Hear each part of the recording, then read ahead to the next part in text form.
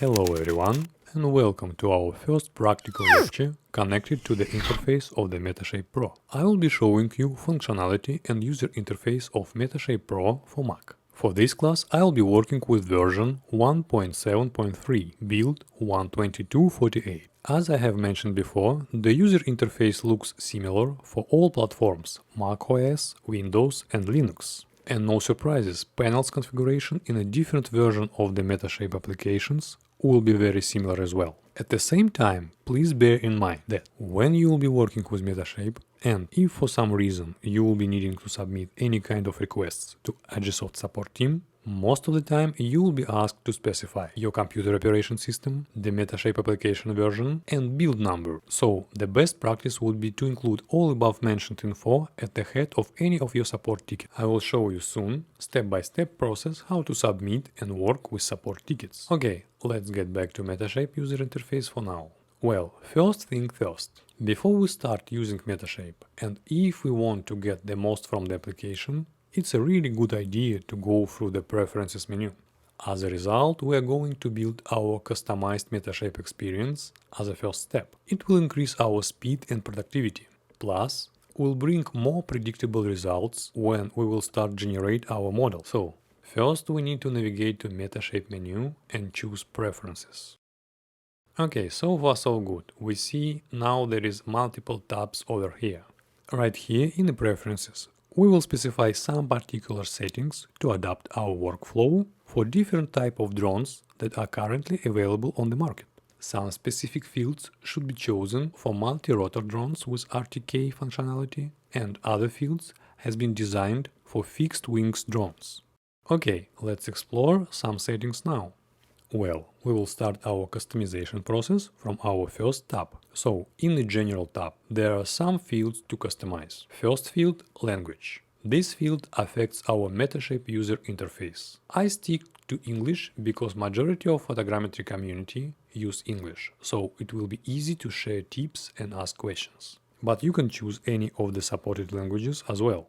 Next field, connected to the default view in the Metashape. Here we're talking about appearance of your already created model. If you reopen your project, you can see, in my case, I use dense point cloud as a default view. Dense point cloud model is a second step in the process of the 3D models creation sequence. Let me illustrate it in details what we are talking about. As you can see at the moment, I do work with textured model, which is the fourth stage in the 3D models creation. Over here I will show you in the workflow menu all accomplished stages, so you can see that Metashape already has generated other types of models, including textured 3D model plus DEM or digital elevation model and Artomosaic view from uploaded photos. And after relaunching my project, Metashape will open for me my model as a dense cloud model because of my preferences settings. It is convenient for me to stick to dense point cloud model. In upcoming lessons we will talk in details about each type of models. Okay, let's move to the next field. Interface theme. It's connected to the look of the user interface. As you can see, I use dark, but we have other options as well.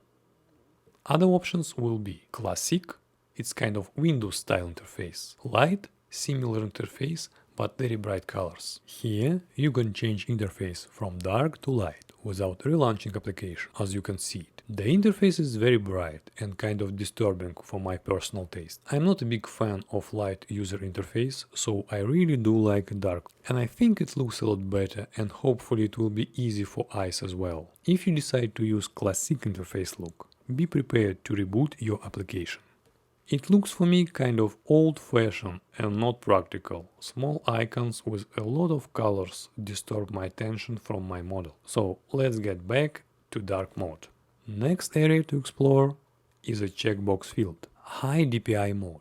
This option lets Metashape application to scale up elements of the user interface on the high resolution screens. So all icons now are big and it's easy to work with them. And if you have small screen and would like to dedicate more area for your model view, just switch it off. Let me show you difference on my screen.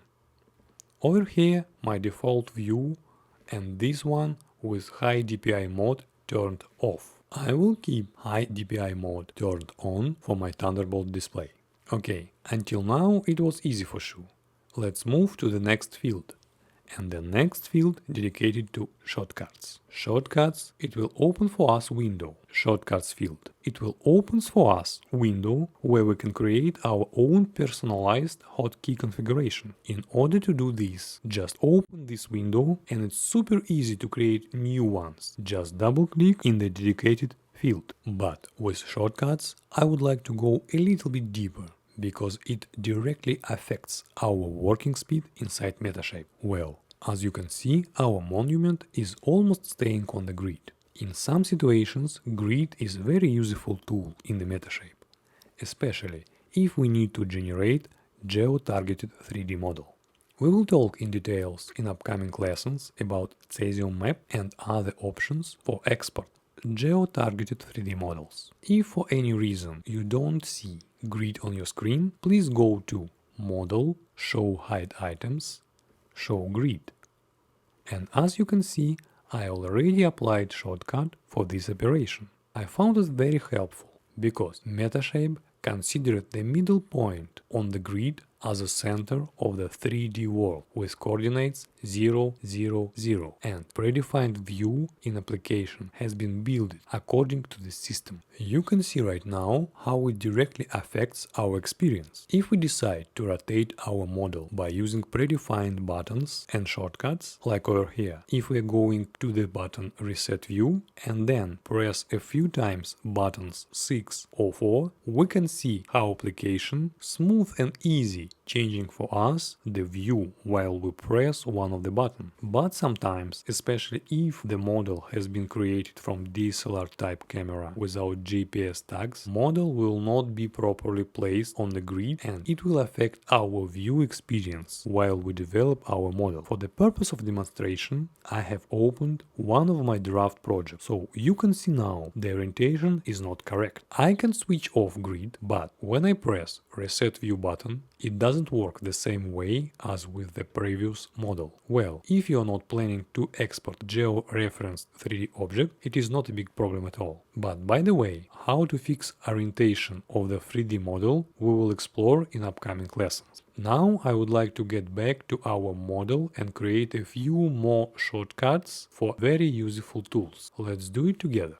On the upper side of the window, we see our navigation and tools panel. I found out that I use more often navigation tool and rectangular selection tool. Let's apply shortcuts for them. So we are opening again preferences panel, and on the general tab we are moving down to the shortcuts area. Double click and going to the line model. And exactly below we have two fields, navigation and rectangular selection. I add my shortcuts, space and command space. Done. One more shortcut I would like to apply to the operation of changing navigation mode in the Metashape. It affects our navigation experience in the model window. Please check. So, under Model tab, you can find this menu line. Let's apply shortcuts that will let us quickly change our navigation mode. So we are going back to preferences, and in the shortcuts menu we are going under model menu, navigation mode submenu. Press your favorite combination of buttons and confirm your choice. If this shortcut is already in use by Metashape, we will see notification when we try to confirm our shortcut. We will create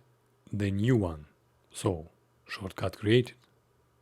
We confirm it and close shortcut window. Customization takes some amount of time in the beginning, but it will make our life much easier later. For the stereoscopic options will be prepared soon separate set of tutorials, so we're going to skip that for now. But I'm gonna tell you everything about the rest of the fields here. Measurements, latitude and longitude format. I stick to decimal degrees because most of the GIS, Geographic Information System, or web mapping applications and GPS use decimal degree format. Unit, I use meters. This option will become important when we will perform measurements on the hour model. Miscellaneous part, check for updates. I prefer to keep it on. Agisoft does release periodically updates to address bugs and to help new features come into play. And finally, one more important field, location of our log files. This info become valuable for support team, especially if we will be using cloud service.